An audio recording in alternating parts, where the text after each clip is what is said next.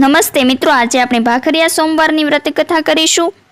આ વ્રત શ્રાવણ માસના પહેલા સોમવારથી શરૂ કરવામાં આવે છે અને 4 સોમવાર કરવામાં આવે છે। દર સોમવારે મહાદેવજીને એકી સંખ્યામાં બીલીપત્ર ચડાવવામાં આવે છે અને પૂજન કરવામાં આવે છે। પછી ભાખરીનું નૈવેદ્ય ધરવામાં આવે છે। ઉપવાસ કરવામાં આવે ત્યારે ભાખરીના લાડુ બનાવીને એકટાણું કરવામાં આવે છે।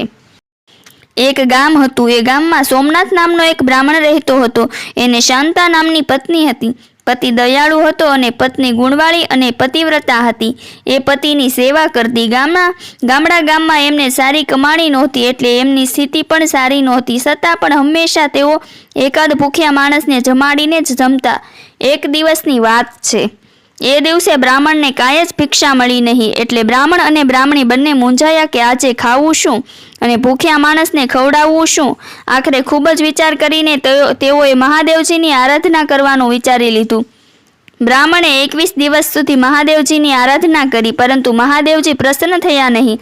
આખરે એમણે ભક્તિ પડતી મૂકી દીધી ને પછી તે બેસી રહ્યો। એક દિવસની વાત છે। મહાદેવજી સંન્યાસીનો વેશ લઈને આવ્યા અને બ્રાહ્મણ સામે પોતાનું ભિક્ષાપાત્ર ધરીને ઊભા રહ્યા, પરંતુ બ્રાહ્મણ પાસે કંઈ આપવા જેવું તો હતું નહીં। એ બિચારો આપે શું, એટલે એ ચિંતામાં પડી ગયો। એ તો સંન્યાસીને પગે લાગ્યો અને પછી પોતાની ગરીબાઈની વાત કરી। એટલે સંન્યાસી બોલ્યો, હે બ્રાહ્મણ, તમે ભાખરિયા સોમવારનું વ્રત કરો તો તમારું આ દુઃખ જરૂર ટળશે। એમ? હા, એનાથી તમારા આદિ વ્યાધિ અને ઉપાધિ ત્રણેય ટળશે। આમ કહીને સંન્યાસીના વેશમાં આવેલા મહાદેવજી તો અદૃશ્ય થઈ ગયા અને બ્રાહ્મણ તથા બ્રાહ્મણી શ્રાવણ માસની રાહ જોવા લાગ્યા।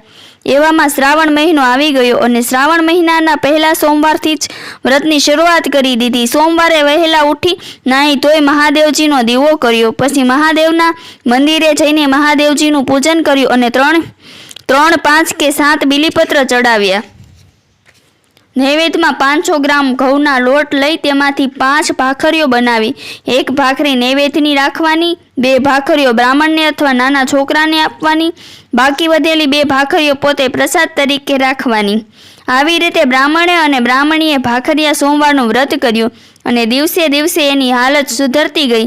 ભાખરિયા સોમવારનું વ્રત કરવાથી સોમનાથ બ્રાહ્મણ અને શાંતા નામની બ્રાહ્મણી થોડા વખતમાં સુખી થઈ ગયા અને આનંદમાં દિવસો વિતાવવા લાગ્યા। માટે જે કોઈ આ ભાખરિયા સોમવારનું વ્રત શ્રદ્ધાપૂર્વક કરશે, એની કથા વાર્તા વાંચશે અને સાંભળશે, એને સદાયને માટે સુખ શાંતિ મળશે। બોલો ભગવાન શંકરની જય।